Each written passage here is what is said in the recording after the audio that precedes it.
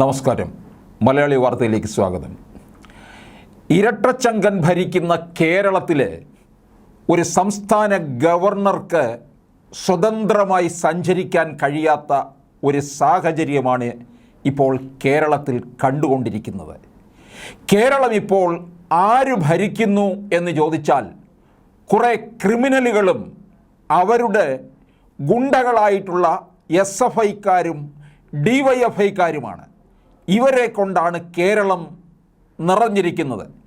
എന്ത് തോന്നിയവാസവും അഴിഞ്ഞാടാം, ആരെയും വഴിയിൽ തടയാം, എന്തും ചെയ്യാം, പിടിച്ചു പറിക്കാം, കൊല ചെയ്യാം എന്നുള്ള ഒരു സാഹചര്യമാണ് ഇപ്പോൾ കേരളത്തിൽ നിൽക്കുന്നത്. ഇതാണോ CPM എന്ന് പറയുന്നത്? SFI കരിങ്കൊടി കാണിച്ചതിന് പിന്നാലെ റോഡരികിലിരുന്ന് പ്രതിഷേധിച്ച ഗവർണർ ആരിഫ് മുഹമ്മദ് ഖാൻ മുഖ്യമന്ത്രി പിണറായി വിജയനെതിരെ രൂക്ഷ വിമർശനമാണ് നടത്തിയത്. മുഖ്യമന്ത്രിയുടെ ദിവസക്കൂലിക്കാരാണ് തനിക്ക് നേരെ പ്രതിഷേധിക്കുന്നതെന്ന് ഗവർണർ പറയുകയുണ്ടായി. ഗവർണറുടെ വാക്കുകൾ അക്ഷരാർത്ഥത്തിൽ ശരി തന്നെയാണ്. മുഖ്യമന്ത്രിയുടെ ഗുണ്ടകൾ തന്നെയാണ്, ആ വാക്ക് തന്നെയാണ് അദ്ദേഹം ഉപയോഗിച്ചത്. DGP അദ്ദേഹത്തെ ടെലഫോണിൽ ബന്ധപ്പെട്ട് കഴിഞ്ഞപ്പോൾ ഗവർണർ പരുഷമായ ഭാഷയിൽ ഇത്തരത്തിൽ തന്നെയാണ് പ്രയോഗിച്ചത്. പ്രതിഷേധം അവസാനിപ്പിച്ചതിന് ശേഷമാണ് മുഖ്യമന്ത്രിയെ ഗവർണർ കടന്നാക്രമിച്ചത്. SFIക്കാർ തൻ്റെ വാഹനത്തിൽ ഇടിച്ചത് കൊണ്ടാണ് പുറത്തിറങ്ങിയെന്നാണ് ഗവർണർ പറയുന്നത്. ദൂരത്ത് നിന്ന് കരിങ്കൊടി കാണിക്കുന്നതിൽ പ്രശ്നമില്ലെന്ന് പറഞ്ഞതാണ്, പക്ഷേ കാറിലിടിച്ചാൽ പുറത്തിറങ്ങും. പോലീസ് പറയുന്നത് പ്രകാരം 17 പേരാണ് പ്രതിഷേധിച്ചത്. എന്നാൽ പോലീസുകാരുടെ എണ്ണം നോക്കൂ. മുഖ്യമന്ത്രി ഈ വഴി പോകുകയായിരുന്നുവെങ്കിൽ പോലീസുകാർ കരിങ്കൊടി പിടിച്ചവരുടെ കൂടെ നിൽക്കുമോ? അവരെ കാറിലിടിക്കാൻ സമ്മതിക്കുമോ? പോലീസുകാരെ കുറ്റം പറയുന്നില്ല, അവർക്ക് ഉന്നത തലത്തിൽ നിന്ന് നിർദ്ദേശമുണ്ട്. സംസ്ഥാനത്തിൻ്റെ മുഖ്യമന്ത്രി തന്നെയാണ് നിയമലംഘനത്തിന് ചൂട്ടുപിടിക്കുന്നത്. സംസ്ഥാനത്തിൻ്റെ മുഖ്യമന്ത്രി തന്നെയാണ് ആഭ്യന്തര വകുപ്പ് കൈയാളുന്നതും. അപ്പോൾ എന്തും ആകാം എന്നുള്ളതാണ്. എന്തായാലും പിണറായി വിജയനെതിരെ ശക്തമായ വിരുദ്ധമായിട്ടുള്ള ഒരു തരംഗം തന്നെയാണ് ഇപ്പോൾ കേരളത്തിൽ പ്രതിഫലിച്ചു കൊണ്ടിരിക്കുന്നത്.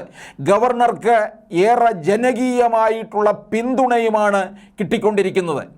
നിയമലംഘകർക്ക് സംരക്ഷണം നൽകുന്നത് മുഖ്യമന്ത്രിയാണ്. പോലീസുകാർക്ക് നിർദ്ദേശം അങ്ങനെയാണ് നൽകിയിരിക്കുന്നത്.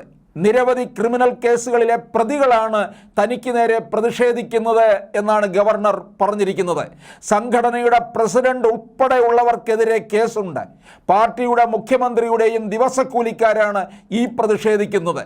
CPMനെ പോലുള്ള ഒരു പാർട്ടിയുടെ, ഒരു കേഡർ പാർട്ടിയുടെ സംവിധാനം തന്നെ ഏവർക്കും അറിയാവുന്നതാണ്. അവർ പറഞ്ഞു കഴിഞ്ഞാൽ, ഉന്നതങ്ങളിൽ നിന്ന് പറഞ്ഞു കഴിഞ്ഞാൽ ചാവേറായി മാറാനായിട്ട് ഇവിടുത്തെ കുറേ DYFIക്കാരും കുറേ SFIക്കാരുമുണ്ട്. എട്ടും പൊട്ടും പോലും അശേഷം വിവരമില്ലാത്ത കുറേ SFIക്കാർ, ഗുരുവിനെ പോലും മാതാവിനെ പോലും പിതാവിനെ പോലും തിരിച്ചറിയാത്ത കുറേ SFIക്കാരുണ്ട്. എന്നാൽ ഇവിടുത്തെ നേതാക്കന്മാരുടെ എല്ലാ മക്കൾ പഠിക്കുന്നതോ വിദേശങ്ങളിൽ.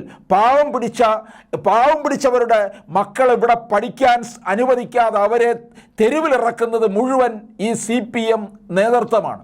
എന്തായാലും ഈ ഗവർണറുടെ മേൽ ഇത്തരത്തിലുള്ള ഒരു കയ്യേറ്റം നടത്തിയതിന് പേരിൽ 17 പേർക്കെതിരെയാണ് കേസെടുത്തിരിക്കുന്നത്. കാര്യങ്ങൾ വഷളാകും എന്നുള്ളത് ഉറപ്പാണ്. കേന്ദ്ര നേതൃത്വം തന്നെ നേരിട്ട് അന്വേഷണത്തിലേക്ക് കടക്കും എന്നാണ് അറിയുന്നത്. അമിത്ഷാ ഉൾപ്പെടെയുള്ള സംഘം കേരളത്തിലേക്ക് തിരിക്കുകയും ചെയ്യും. കാര്യം ഇത്തരത്തിൽ കേരളത്തിലെ ക്രമസമാധാന നില തന്നെ ഇല്ലാതായിരിക്കുകയാണ്, നഷ്ടപ്പെട്ടിരിക്കുകയാണ്. ആ സാഹചര്യത്തിൽ ഒരു സംസ്ഥാന ഗവർണർക്ക് ഈ തെരുവിലൂടെ സഞ്ചരിക്കാൻ കഴിയുന്നില്ല എങ്കിൽ തീർച്ചയായിട്ടും ഇവിടുത്തെ ക്രമസമാധാന നില നഷ്ടപ്പെട്ടിരിക്കുന്നു, ഇല്ലാതായിരിക്കുന്നു എന്നുള്ളതിൻ്റെ ഏറ്റവും വലിയ ദൃഷ്ടാന്തമാണ്, ഏറ്റവും അവസാനത്തെ ദൃഷ്ടാന്തമാണ് ഈ കൊല്ലം ജില്ലയിലെ നിലമേലിൽ കണ്ടിരിക്കുന്നത്.